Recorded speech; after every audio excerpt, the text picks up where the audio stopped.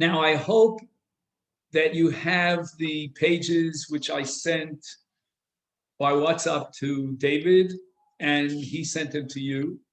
We are continuing our study of Hegyonei Halacha from Rabbi Yitzchak Mirsky Shlita, but in this case, we're beginning the study of Tefillah, of davening. And today, we're going to zoom in, pardon the pun, on Kavana Betfilah. That's our topic for today. But in order to introduce this topic, we need a little bit of background about the takon of Tefillah. The Rambam Shita is that Tefillah once a day is Doraisa, which we derive from the pasuk V'avadatem es Hashem Elokeichem b'chol levavchem. The Sifri says, Ezi avodah shebalev zui Tefillah. But even within the framework of the Rambam, and the Ramban and others disagree with the Rambam, even if I grant you that Tefillah is Doraisa, the Rambam's talking about once a day. However, there is a takana d'Rabbanan of 3 tefillos per day, and the sugya in Masechta Brachos, which is your first source on your page, Chavava Beis, delves into the question of why did the Chachamim choose the number 3? And this is a question that you'll see over and over again in all of Shas. Whenever you find a mitzvah or takana, we want to know whether the number corresponds and has a certain significance. And here in the sugya in Brachos, we have 2 approaches. One is that this has to do with the avos, and the other has to do with the karbanos.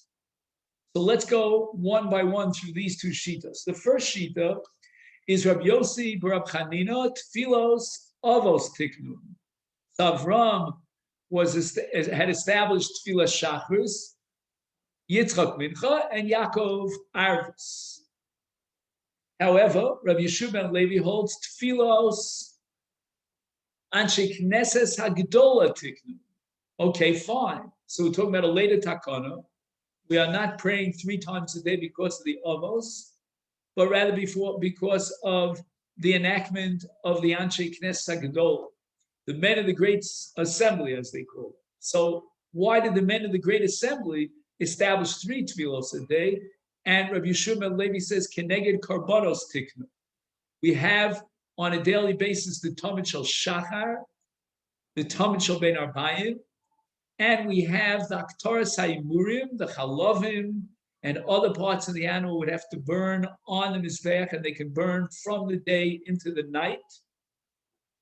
And Keneged, the Tamid Shel Shachar, we have Tfilas Shachris, Tamid Shel Ben Arbayim, Tfilas Mincha, and Keneged the Hekter Chalavim Ve'varim, we have Tfilas Arvis. The Medrash makes a comment which reflects the approach of Rabbi Yeshua ben Levi that our 3 tefillos correspond to 3 karbanos. And the Medrash says on the pasuk U'neshalma parim sfasenu, that our lips and our enunciations will replace the parim, the karbanos.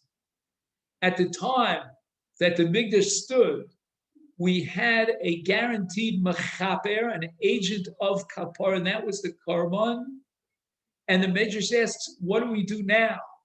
After the Churban Abayis, how do we achieve kapara? What is our agent of kapara? Can we replace the karbanos, each of which had a koach, a power to be mechaper? And the answer in the Medrash is tefillah, that our tefillos are a replacement for the karbanos, and just as the karbanos are mechaper, so too our tefillos are mechaper. And this you'll see on your first page in the 2nd paragraph. Amru Yisrael Rimona Shalom Bizman Shebeis Hamikdash Kayim Hayinu Makrivim Karbanos Umiskaper. Achshav, now liachar Churban Abayis Ein Biyadenu, we don't have karbanos ela tefillah. And tefillah now fits in and replaces the karbanos to achieve kapara. 3 tefillos daily, corresponding to the 3 karbanos daily. And that's the mechaper. In a fundamental way, a tefillah is a carbon. For example, if I had to choose one word in all of the Hebrew lexicon that captures the essence of a carbon, it would be ritzu, which you'll see at the beginning of Sefer Vayikra. That through a carbon, Yeratze Karbono, his carbon will have a ritzu. And the word ritzu applies not just to karbonos, but also to tfilos. And that's why in the bracha called avoda in the Shmona Esrei, we begin with ritzei. The word ritzei is a word, a term that is uniquely related to karbonos. Ritzui carbon is the most important concept in karbonos. And now we have ritzui tefillah. At the end of our tefillah, we ask Hashem to accept our tefillahs on high. That's called ritzei. Interesting, which is a different discussion. We had a few weeks back, we were discussing the laws of Shabbos. Shabbos is also, to some extent, has the element of carbon to it. And that's why the paragraph that we add to Birkas Hamazon on Shabbos begins with the word ritzei. And we ask Hashem that he accept as a ritzui our observance of the Shabbos. But getting back to tefillah. If tefillah is now a substitute for karbonos, then we begin to understand that there are two categories of tefillos. There's a tefillas chova and there's a tefillas nidava. And that means that even if I'm not obligated in a tefillah, I've already davened shachris and it's still morning, I've already davened mincha and it's still the afternoon, which by the way I did already, I nevertheless can, as an option, as an optional voluntary tefillah, I can bring a carbon nidava. The problem is that on Shabbos, there's no such thing as a carbon nidava. And likewise, there's no such thing as a tefillas nidava on Shabbos. Either you're chayav or there's no tefillah. We now begin to understand why we have an additional tefillah, which is called musaf. That musaf is a replacement for the carbon musaf. And once again, we established the parallel between carbon and an hour-day tefillah replacing the carbon. And this goes on and on. The halachos of tefillah, to a large extent, correspond to the halachos of carbon. Just like there's a concept in carbon of a carbon yachid, and likewise a carbon tzibur, its parallel is in tefillah. There's a tefillas hayachid, and there's tefillas hatzibur.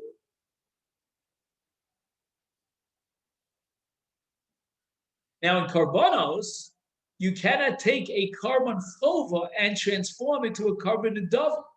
A parallel mirror image halach in tefillah is once I set up a tefillas chova, I cannot transform it into a tefillas nidava.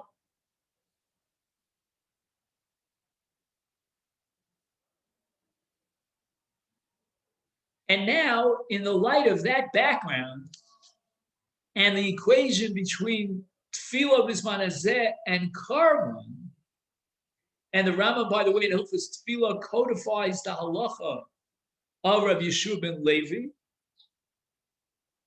we now raise our question of today, and that is whether kavana is critical in tefillah. Is there tefillah without kavana? I davened my Shmona Esrei, and I realize now that my lips were moving, my mind was elsewhere. Was I yotze or not? And within the context of the paradigm of carbon, we learn that in karbonos, it's critical that the Kohen has kavana. And since both carbon and tefillah integrate to form one mitzvah of V'avadetem es Hashem Elokeichem b'chol levavchem, we're talking about avodah shebalev. The lev and the intention of the heart become critical in both karbonos and in tefillah. in the light of our analogy and our premise, the principle that tefillah in our time, after Churban, replaces Karban, it is absolutely imperative that a mispalel have kavana. And if a Kohen implements any of the avodas of a zevach, and he has an improper kavana, which is called a machshava poseles, but that's just what we need, poseles, here to understand the concept. A kavana machshava poseles undermines and negates the Karban itself. Now, within the context of karbanos and a machshava poseles, one of the classic categories of a machshava poseles is what's called a machshavas pigul. Machshavas pigul subdivides into two categories, two subsets. One is called chutz lizmano, and the other is chutz l'makomo. There are major differences between the two. Chutz l'makomo does not engender a chiyuv kares if you eat what's called pigul. But in both cases, if the kohen has a machshava that the karban will be eaten chutz lizmano, say it's kodesh kodshim, he has in mind that tomorrow after daybreak he'll eat the kodshim. That's a real bona fide pigul, and the basar carbon is also with an isa kares. The Karban is possible. But we're going to now discuss a lower level, a lower category of pigul, and that's called chutz limkomo. And he has in mind, for example, in the case of kodesh kodshim, to bring the Karban outside of the Azara, or in the case of kodesh kalim, outside of the Chomos Yushalayim. Once again, a machshavas pigul of chutz l'makomo generates pigul. The Karban is possible. In the case of chutz l'makomo, there's no chiyuv kares if you eat the basar. But that's not crucial for us. What's crucial for us now is that this machshava of chutz l'makomo, which essentially, from the perspective of the mindset of the Kohen, it takes this Karban outside of its makom. The Kohen is linking the Karban to a location that's out there, out of the Azara or out of Yerushalayim. The Torah writes in Shulchan Aruch Orach Chaim Simon Tzadiches that there's a parallel concept in tefillah, as all the concepts in the laws of tefillah will mirror image the Karban. And he writes that since the tefillah has become Karban, it's a replacement of the Karban, they both come under avodas halev, ezi avodas shebelev and the omer zui tefillah, and therefore tefillah has to be like a Karban. And if a Karban, the Kohen has a machshava that it should be chutz limkomo, the Karban is now connected to a place, a location that's out of the domain of the Karban. That machshavas pigul passes the Karban b'toras pigul. Says the Torah, who I did, hamispalel, if a mispalel takes that tefillah and he connects it chutz l'makomo, and what that means is that he doesn't have kavana. His mind is somewhere, in a hockey rink. I don't know where he's thinking. Again, if you were in New York, I would say Shea Stadium. They changed the name lately, but anyway, wherever your mind is, and your mind during tefillah can float all the way to the other side of the earth, and we all know this. The problem is what we call pizur ha-machshava. The machshava is spread out. Therefore, based on this analogy between Karban, machshavas pigul aposeles, and tefillah, which is a replacement for the Karban, you'll see here on page 139, the second of your pages, thank you again to David, that in the case of a machshava of chutz l'makomo in tefillah, the chidah who lived about 3 centuries ago, a little bit less. His name was Azulai. Almost every city in Israel here has a street that's named after the Chidah. And he writes that ha'omed b'tfilah u'machshavto mishotetes b'mkomos shem chutz l'makom ha'tfilah. He's standing in the Beis HaKnesses. The Beis HaKnesses now is the Azara for Kodesh Kodshim, or Yerushalayim for Kodshim Kala. And his machshava mishotetes, it spreads its wings and flies like a bird outside of the Beis HaKnesses. Where is the man? You know, if you are where your mind is, you are not in the Beis HaKnesses. If you are where your body is, you're physically in the Beis HaKnesses. He says that puts his tefillah chutz l'mkomo, outside of the Beis HaKnesses. And this tefillah, like a carbon with a machshava of chutz l'mkomo, puts the carbon outside of its makom, whether it be azara or yusha, passes the carbon and passes the tefillah. Wow. That is a heavy statement. And although, as we said at the outset, the structure of the laws of tefillah parallel and correspond to the structure of the laws of carbon, the Chidah is taking us one major step further, that a machsheves pigul of chutz l'mkomo should apply in the laws of tefillah. But as we'll see right now, we go through the Rambam Perek Daled Milchus Tefillah, we'll see that the concept of kavana is so critical to tefillah. The Rambam writes, you'll see this in the main paragraph on the 3rd line. The Rambam says that without kavana, the tefillah is disqualified. Hamisha dvarim, there are 5 requirements in tefillah. Hama'akvim es ha-tefillah. Is taras yadayim, taras mokom, dvarim achov zemoso, and kavana. Kavanas halev. The Rambam writes, kavanas halev is ma'akev. It's indispensable in tefillah. And that's the Rambam at the beginning of Perek Dal. But let's fast forward to a more powerful and explicit Rambam, and that is halacha tesvav. So we're fast forwarding from halacha aleph in Perek Dal to halacha tesvav in Perek Dal. How could you be more explicit and more outspoken about the critical requirement of kavana than these words? Kol tefillah she'ena bekavana, ena tefillah. I thought the Rambam was going to write kol tefillah she'ena bekavana lo yotza yedei chovasa or chayav lachzor l'spala. But the Rambam uses even a more powerful and explicit language. He says ena tefillah. In Yiddish, we'd say das heitznit kin chefte shel tefillah. Call it tefillah if you like, but it's not tefillah. The man starts his Shmon Esrei, repeats and recites every last word of the Shmon Esrei from beginning to end. Eino tefillah. Why? Because he didn't have kavanah. And mispala blo kavanah, the Ram says choser umispala, which we understand because eino tefillah.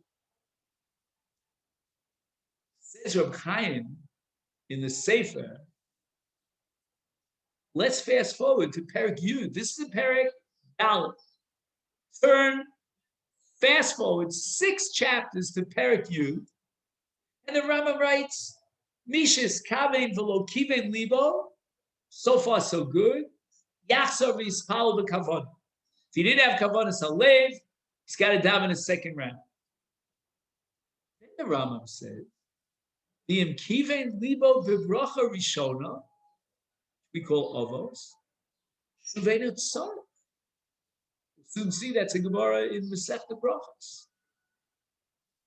Meaning that kavanah tefillah is only critical in the first bracha. If he had kavanah in the first bracha, he was yotze, despite the fact that he didn't have kavanah in any of the other 18 brachos. How could the Rambam say such a thing when he himself in Perek Daled already wrote Kol Tefillah She'eina B'Kavana Eina Tefillah. The man had kavana for the first bracha, that's Magen Avos. Wonderful. Could you imagine the following scenario? A man gets up and he recites Avos and he sits down. Would anybody entertain the possibility that he was Yotze? The Rambam writes that Kol Tefillah She'eina B'Kavana Eina Tefillah. So from a halachic perspective, the other 18 brachos that he recited without kavana Eina Tefillah. For practical purposes, if he sat down after his first bracha. So what does the Rambam mean in Perek Yud when he says that in Kiven Libo Bebracha Rishoni Yatza? Essentially, he only recited one single bracha. It's called Tefillah She'eina B'Kavana Eina Tefillah.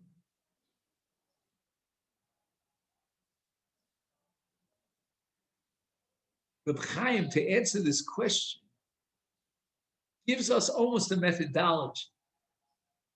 You know, if you have to learn the method of brisk, this is a great place to start. Says Reb Chaim, you guessed it, there are tzvei dinim in kavanah. There are two dimensions, two different definitions of kavanah. One is essential, and the other is external. It's additional. It's an add-on. The first halacha of kavana, which the Rambam says is absolutely critical, that kavana is what defines tefillah. What do I mean? A ma'aseh tefillah. And what is that kavana? The Rambam spells it out. The Rambam writes that he has to be miskamesh hu omed lifnei hashchina. He's standing in front of the Shechina.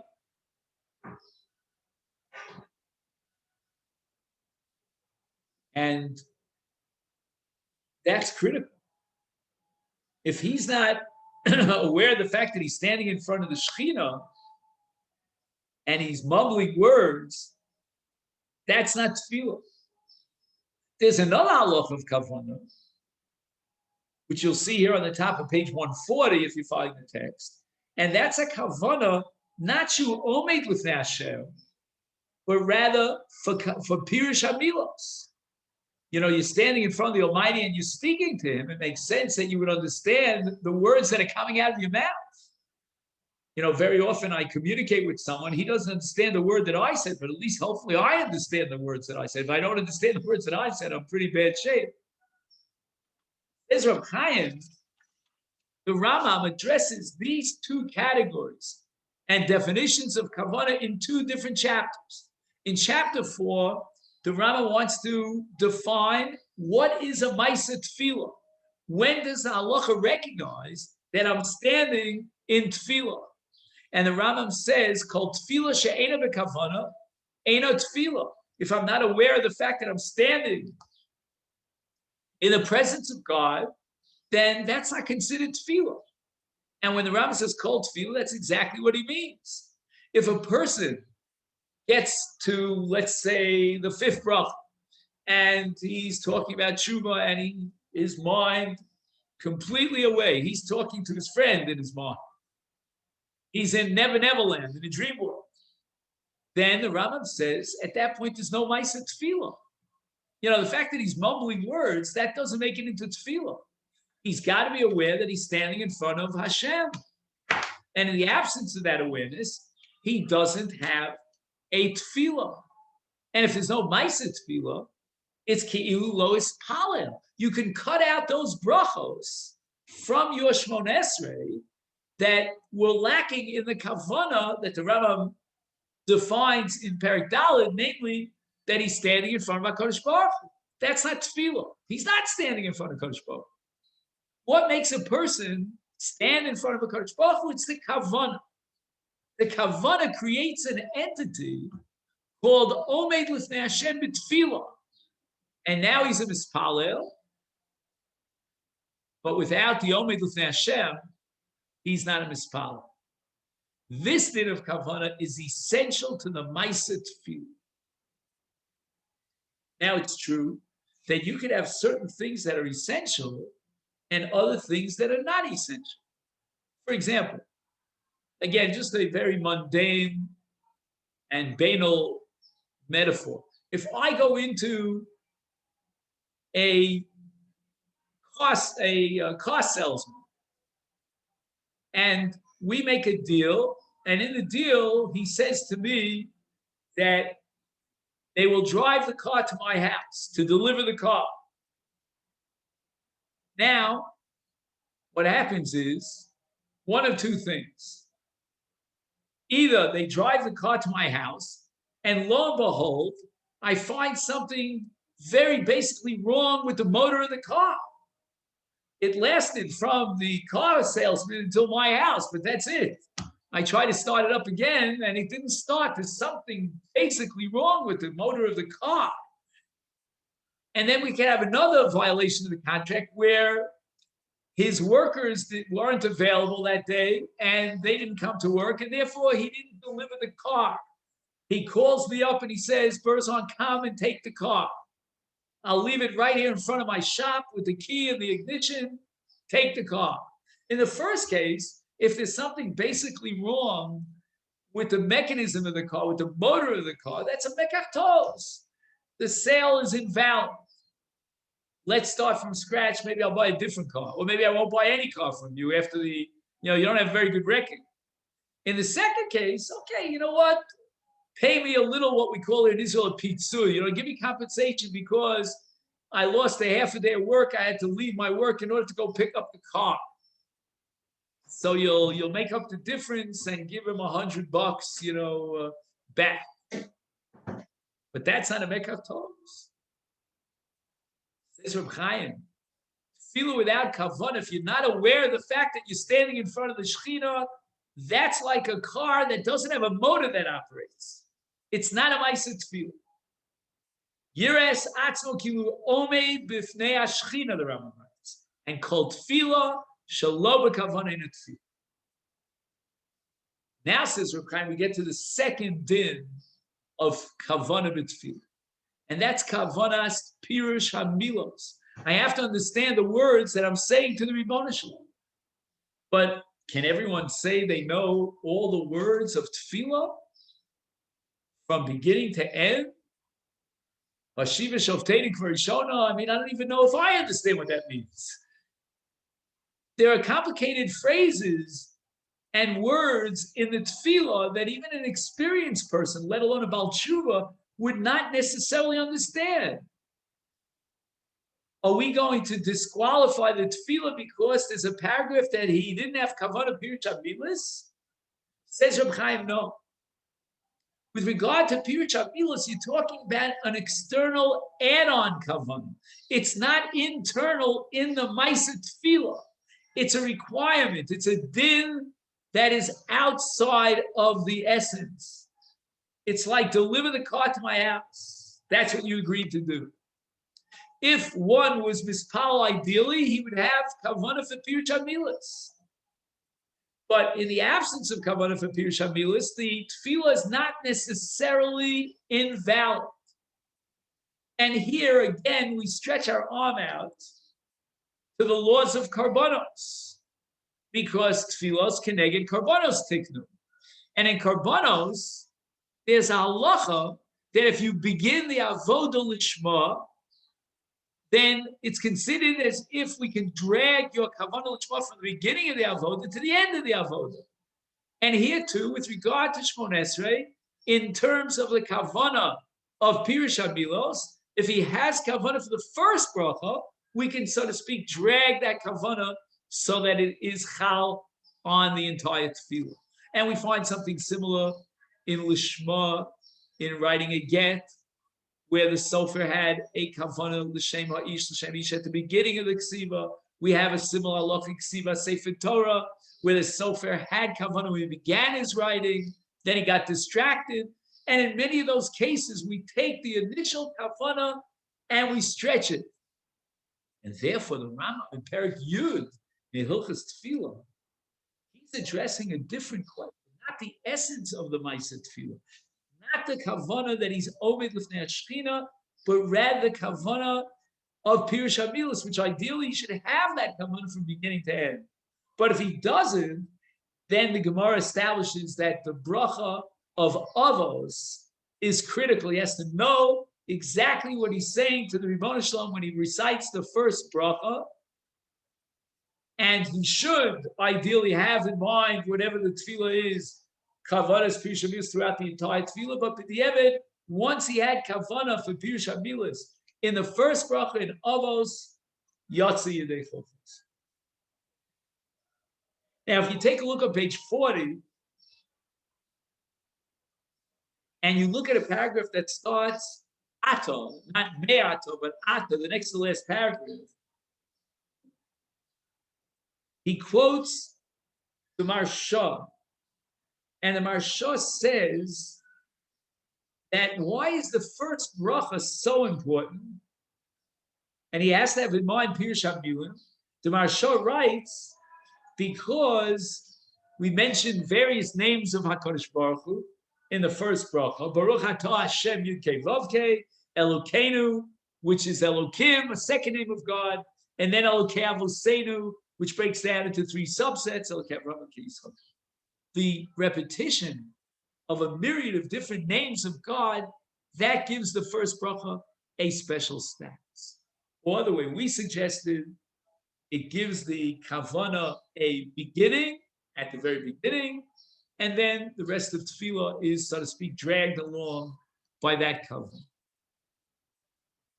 It's Reb Chaim, very nice, from Perek Yud. We have halacha of Kivei Liba b'bracha Rishona, but in Perek Daled, 6 prakim earlier, if he had kavana in the first bracha, that he was, omed l'fnei Shechina, but he did not have such a kavana that he's omed l'fnei Shechina in the other brachos, that's critical. Now the tefillah becomes invalid because it's as if he omitted those brachos. Because as the Rambam has it, called tefillah, she'ena b'kavana left tefillah. What sets up the tefillah as a ma'aseh tefillah? It's the kavana that he's omed l'fnei Hashem. If he's absent that kavana, he's not involved in a ma'aseh tefillah. Any brachos that he recited are meaningless. They don't have the status of tefillah, and therefore they're ma'akev. They're absolutely indispensable for any bracha without exception.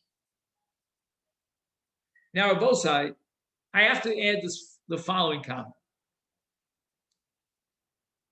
There are two ways or methods of understanding halacha. One is based on what I call abstract definitions, and the other approach begins with the human being.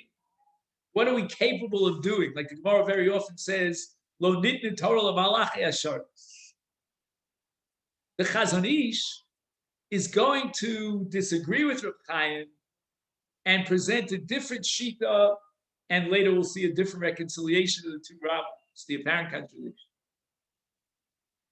I suspect, don't quote me on this, I'll get in big trouble in Bnei Brak, but that the Chazon Ish is motivated by a different methodology. He's not interested in concepts so much. He wants to know tachlis. Are you telling me, Reb Chaim, that if at one moment, for 30 seconds during the entire tefillah, woman's argument, it takes me 3.5 minutes to daven. For 30 seconds, I was thinking about the Toronto Blue Jays. Is there such a team? Anyway, there used to be, I think. And I was distracted. I was not miskabim for Omed L'fnei Hashem.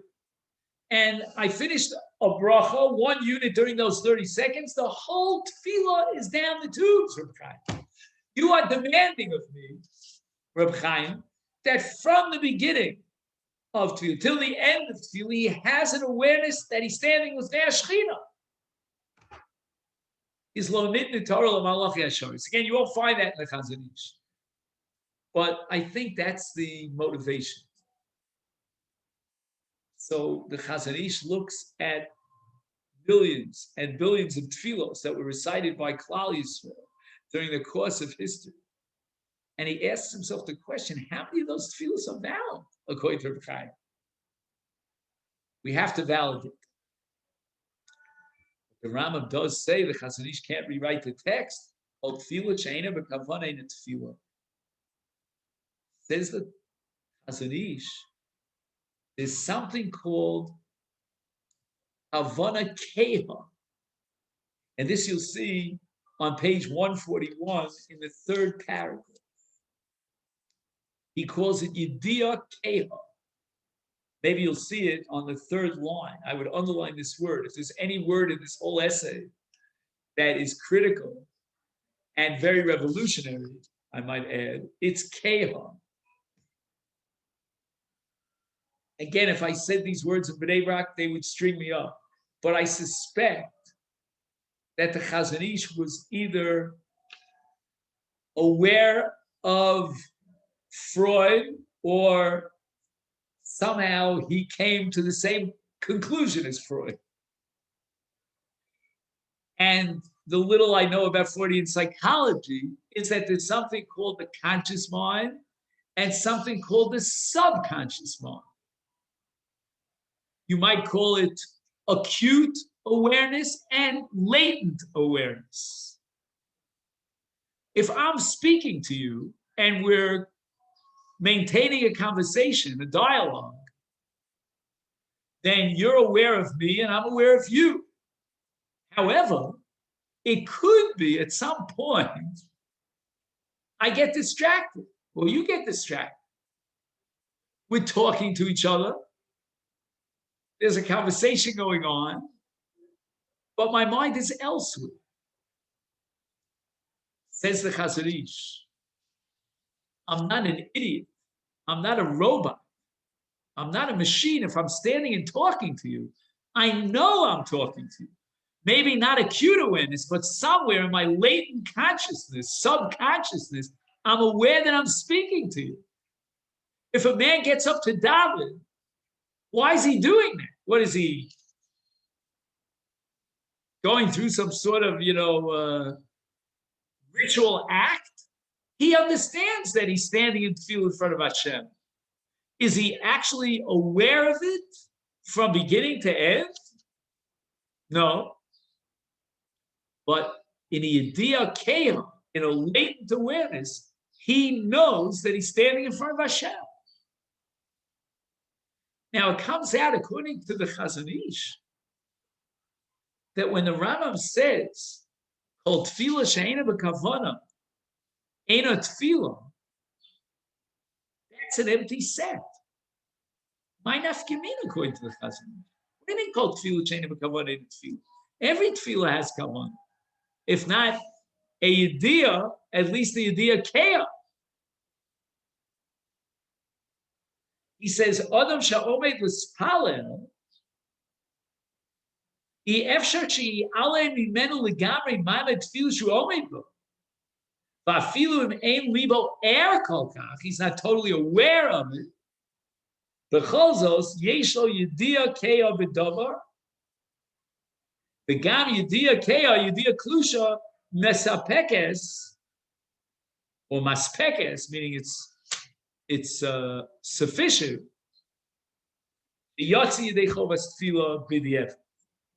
Not the best ideal tefillah, but he was young.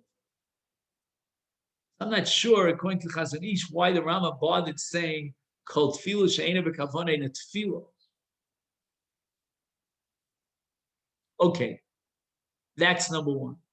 But number two, what's the Chazon Ish going to say about the stira, the contradiction between the Rambam in Perek Dalet and the Rambam in Perek Yud? Perek Dalet, the Rambam speaks about kavanah throughout the tefillah. Okay, so the Chazon Ish says he has kavanah throughout the tefillah. Why? Because he has the Yediyah Keah.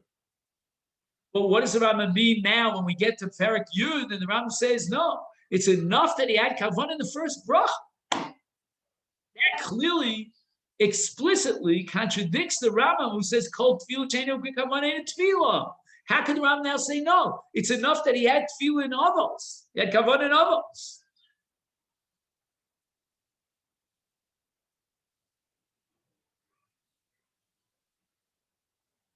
Says the Chazon Ish, Ein stira b'divrei Rambam. Haramam kosav dvarav b'perik dalid b'derech klal u'b'perik yud b'derech prat. The Rambam says in perik dalid a klal. We need kavana and tefillah. How much kavana? When has kavana? The shear of kavana, the details that the Rambam doesn't address in perik dalid. And the Rambam is delaying until he gets to Perek Yud, waiting for the opportune moment to flesh it out, give us the details, the nuances, and tell us when and how tefillah, the kavana, can be set up. When is the tefillah lacking kavana, and therefore it's invalid. So basically, according to the Chazon Ish's approach, we take Perek Yud and we put it back into Perek Daled, cut and paste. Today we can do it with computers. We don't even have to, we don't have to take a pencil and make X's. Therefore, the shear of kavana, how much he has to have kavana, which the Rambam omits in Perek Daled because the Rambam is talking about their klal. Now the Rambam gives us the prat in Perek Yud, and he tells us that the requirement of kavana as a critical element is in the first bracha. So when the Rambam in Perek Daled, the earlier Rambam says, called tefillah she'ein b'kavana in tefillah, he means if he didn't even have kavana in the first bracha. Now it's a little confusing to me. The Chazon Ish is unwilling to break down kavana into two dimensions, which means that the kavana of Perek Yud is identical with the kavana of Perek Daled of Omed Lifnei Hashem. So how could the Rambam address a case where he only had kavanah in the first bracha in Avos, when the Chazon Ish has already established that he has a yediyah keah that he's Omed Lifnei Hashem, even if he doesn't have a yediyah on a conscious level, on an acute level? Where's the Heichet Timtzah that he only had kavanah in the first bracha? The Chazon Ish says he always has the yediyah keah.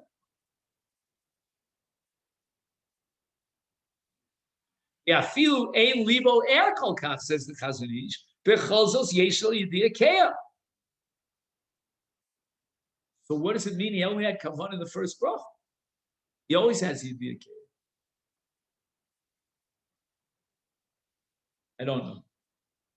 But the interesting thing is that this approach, Joe, and I'll finish just a sentence, to learn the Rambam as klal uprat is totally antithetical to Reb Chaim. Go ahead. Why can't you say that the klal is, like you said, the klal is that he's standing in front of God, but the Rambam is saying we have to do a little more. You really have to know what you're talking about. But just at the beginning. You couldn't say that? Again, the Rambam says that called tefillah she'ein b'kavana ain't a tefillah. And now you're telling me, what does that mean, called tefillah she'ein b'kavana? And he didn't have kavana even in the first bracha. But you could fulfill the Rambam's requirement, his demand of kavana that he formulates in the fourth perek with kavana and avos, and that's sufficient. So again, I have two problems here. My one problem is, what do you mean he only had kavana in the first bracha? The Chazon Ish establishes the premise that he always has yediyah keah, that he's standing in front of Hashem. So what is this case that he's addressing, the Rambam in Perek Yud, that he only had kavanah in the first bracha? I don't know what the scenario. You can't compare it to like we have with regards to the mitzvah of Talmud Torah. Well, the Rambam talks about Talmud Torah. He talks about it twice, right? And he says on the superficial level, the Rav's talked about this, that the superficial level, just by mentioning the brachas, you have the mitzvah, you mekayim the mitzvah, right? And then there's, when he talks about later on about the Keter Torah, right? He said that's a different level. And that's when he goes into, he talks about that later. It's on a deeper, on a stronger level of this kesher. But again, the Rambam would never say in Hilchas Talmud Torah that if he doesn't reach the level of Kesed Torah, it's not Torah. Here he says that if he doesn't reach the level of Kavana Shu Omid L'fnei Hashem, it's Eino Tefillah. Right. Okay. The Chazon Ish is not denying that the Rambam, in some sense, is invalidating our Tefillah. It's worthless. It's Eino Tefillah. Says the Chazon Ish. You know why it's worthless? You know when it's worthless? For that, you have to fast forward, flip a few pages in Perek Yud, and you'll see that it's invalid because he didn't have Kavan in the first bracha. Well, what do you mean he didn't have Kavan in the first bracha? The Chazon Ish postulates that he always has a Kavan. He always has a Yediyah Keiv. So in what case would the Tefillah be Psula, as the Rambam says, Eino Tefillah? B'chayev Lachzor L'Spalel, the Rambam writes. What is that Heichatimsa that the Rambam addresses in Perek Yud? Had Kavan in the first bracha, not in the rest of the brachas. But secondly, what rubs me the wrong way over here is that the principle of Klalu Prat doesn't apply to the Rambam. Every halach in the Rambam is a separate entity, and certainly every chapter in the Rambam is a separate entity, and certainly two chapters that is 6 chapters apart from Perek Yud back to Perek Daled, and say the Perek Yud is now plugged into Perek Daled. That's totally antithetical to the way the Reb Chaim learns the Rambam, the way he taught us to learn. That's not the way we read the Rambam. You don't say that the Rambam here is leaving us with some misimpression and some vague idea, and fast forward 6 prakim until you finally understand what that idea is all about.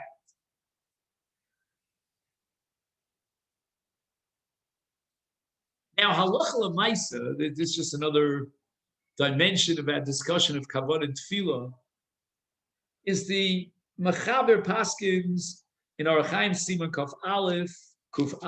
You'll see it here in footnote of 14 on the bottom, page 141, that Hamispal Tzarech L'Skaven B'chol HaBrachos V'im Eino Yochel L'Chaven B'kulam L'Fachot Yechaven B'Avos.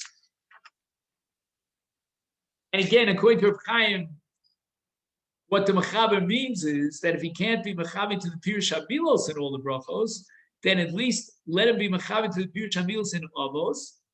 But as far as the Kavanah of Amidah L'fnei Shechina, then if he can't have Kavanah for that, that kind of Kavanah for his tefillah, then he shouldn't daven at all. Sit down and take it easy, my friend. Now, on the top of page 142,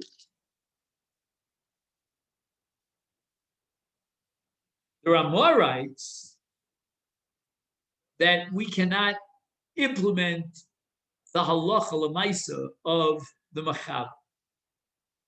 That in a case where he didn't have kavana, and let's assume he didn't even have kavana in Avos, then he has to repeat Shmoneh Esrei. We're not going to ask him like that. And the reason for that is that today, if you're going to tell him that he has to daven because he didn't have kavanah, he'll be davening the whole day, and he'll never be yotzei, because nismatu alavavos, and we don't have the concentration and the focus that they had back in the day, and we don't have kavanah, and therefore eino chozer umispal. That's how the Ramah paskins, and the truth is that the Sfaradim paskin like that as well. So that the Mechaber back in the 1450, whatever year it was that he wrote the Shulchan Aruch, I don't have that in front of me, you can look at it. But in the 1400s, the Mechaber believed that we were all capable of having kavanah from beginning of Shmoneh Esrei to the end. In fact, the Mechaber speaks about a level of kavanah which he calls his pashtus hagashmis. You are so spiritual that you sort of go outside of your body.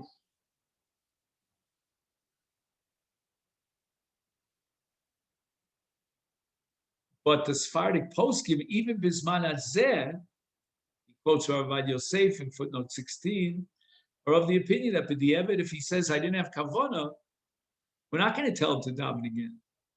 We don't need another set of brachos that are non-valid. Now the Mechaber, in the same Siman Kuf Beis, which we mentioned, where was it, in footnote? In footnote 14, we mentioned Kuf Al, but if you fast forward to Kuf Beis, the Mechaber Paskins Osir Lavar Keneged HaMispal. You're not allowed to pass within 4 amos of someone who's standing Shmones. And what we're interested, there are many different explanations for this halacha, but we're interested in the explanation of the Maimar Mordechai. And he writes, Shemevatel kavonas hamispala, that by walking in front of the davener, you are causing him to lose his focus on kavana. However, if he is mispal in such a way that he protects himself from seeing people walking here and walking there, he literally surrounds his face with a talus, then it should be okay. I can walk in front of him because I'm not going to distract him. He's in his own world. However, the Chai Adam from Danzig, he writes, Li niratam, why aren't you allowed to go in front of the mispal? Mishum the mispal shchina kenegdo v'yosel lahafsik beino levein hashchina.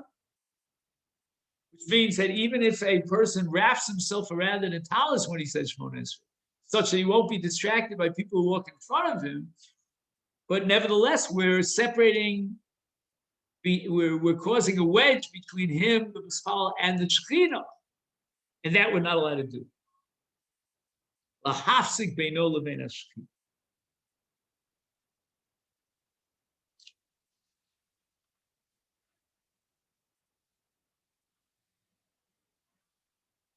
Now, the balance of this essay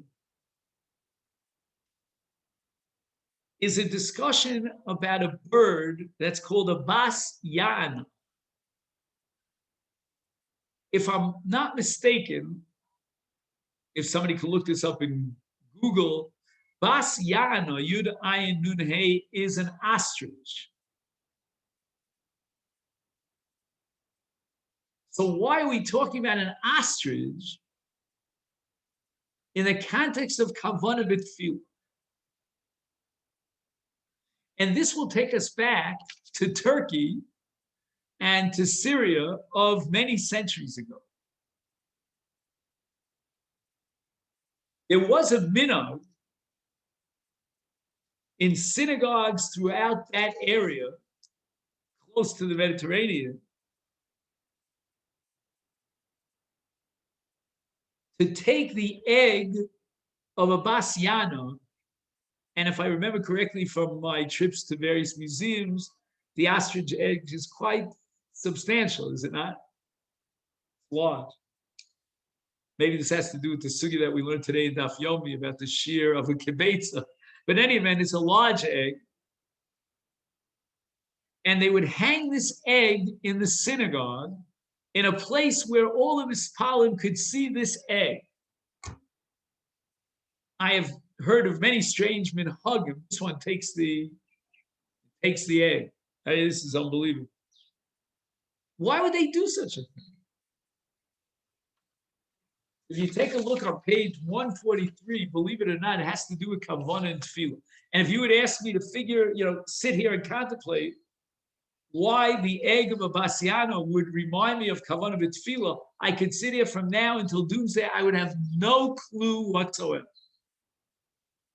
But Rav Yaakov Emden, who has his own Siddur, he reveals the secret. It's called the Siddur Yavos.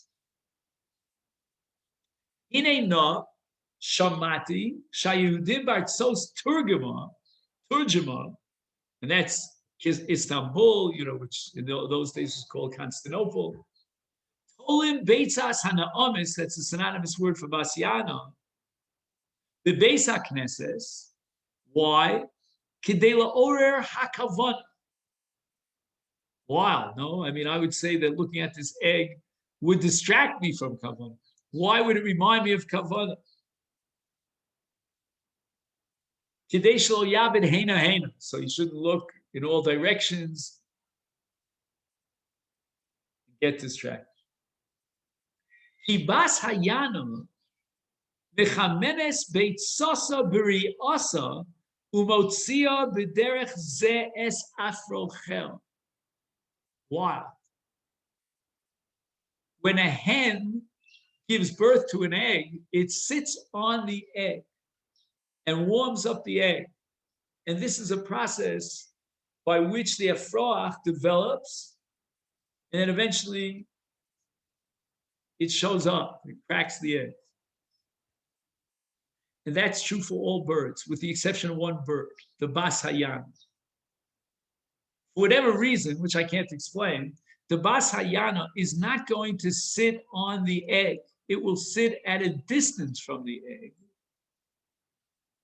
But it heats up the egg to allow for the development of the egg, biri'iyasa, through its sight.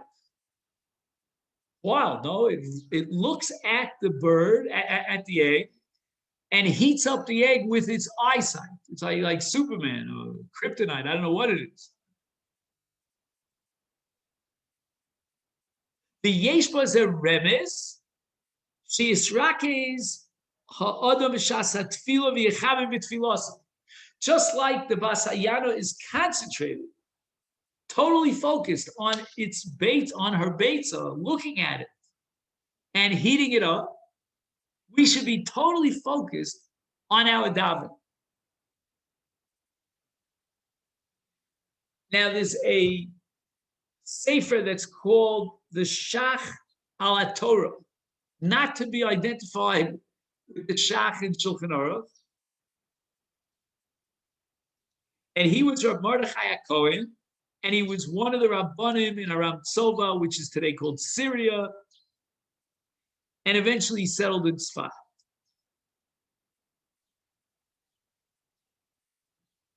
And the Shach writes in Parshas Tazria, Tiva shel bas hayana, bas hayana minichas habeitza sheitila b'makom gavoha. She lifts up the egg that she gave birth to onto a high place. Ein hi dogeres al habeitza k'mo tarnagolas elo medes b'rachel kinegda umabita aleh v'li hefsek. No interruption. She is focused and her eyes are glued to the beitza.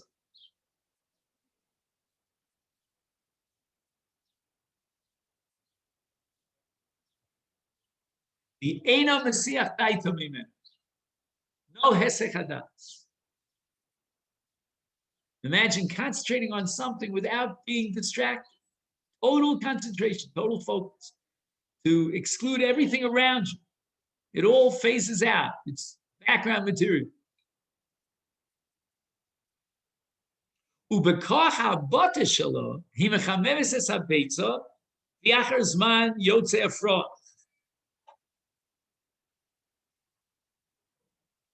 Now listen to this. Im yizdamen shetavoshom chaya v'tamod beino leven habeitza b'shah shebas hayana mebita al beitzasa. Oy vavoy, to an animal that crosses the path between the bas hayana, the mother, and its vlad. He misnapeles olev oregas also. Immediately, the mother bird here, the ostrich we'll call it, will jump on top of that animal and destroy it. Why? Ki al yidei sha'chaya mafrida ben riyasa lebeitza notzar hefsek lizman ma beretzef ha'abota v'dorech dover ze gorim lebeitza liskalka.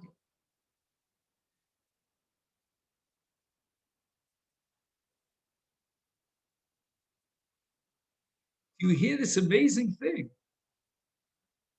if for one moment, I don't know what animal, a groundhog, crosses that path between the mother bird and the basayana, then the egg is going to get ruined.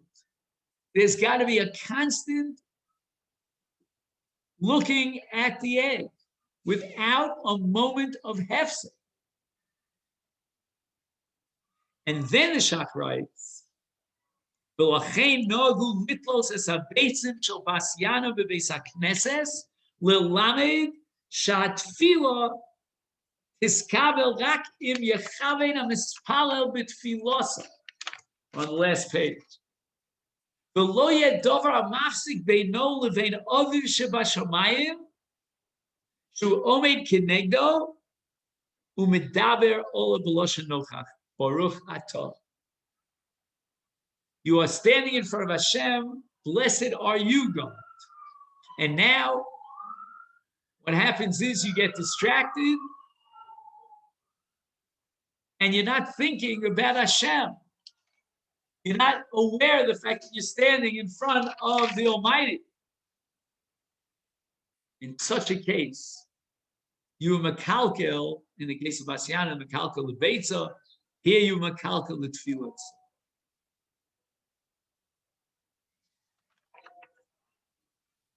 Says Rav Mirsky at the end of this article, if you accept the Shach and his interpretation of this minhag about placing the egg on top during tefillah the Beis HaKnesses, then we can understand how this is a siman not only for kavana b'tefillah, but for the prohibition of walking in front of the mispala, because the Chayonim says you're not allowed to walk in front of the mispala total adamis because you are wedging between him and the Shekhinah. And that's exactly parallel to an animal that goes by and separates between the mother bird and the beitzah, which is going to cause kilkul ha-beitzah. So the minhag has now another meaning. So again, you'll have to discuss it with Rabbi Spitz and with the Clanton Park Shul, whether or not we can import an egg of an ostrich and place it somewhere where we'll see it. I don't know if it's going to go over, if it's going to fly, but Minhag Yisrael Torah. Who's going to get that egg? Yeah, it's not so easy because you might get killed in the process of getting. But the truth is that, if I'm not mistaken, there are a number of eggs, and perhaps after a certain point, the ostrich is focused on one egg and not on the others. But you can get a hold of an ostrich egg without getting killed.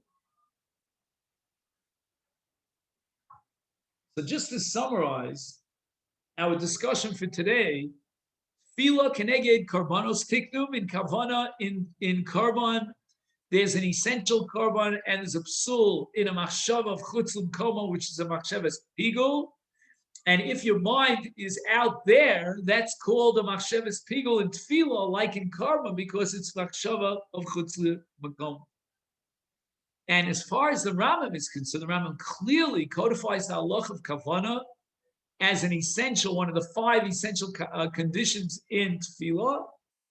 And the Rambam defines that kavanah in tefillah in Perek Daled. Reb Chaim finds a steer in Perek Yud. He answers that steer by setting up 2 different categories of kavanah. And the Chazon Ish has a different approach. Finish with the minhag about the ostrich egg. So let me take this opportunity to wish you all a wonderful week. In theory, I'd like to continue on the subject of tefillah, but I do want to figure out if we can somewhere and somehow fit in a discussion about the Beis Hamikdash and Churban during this period of time. Shkoyach Rav, thank you very much. Thank you so much.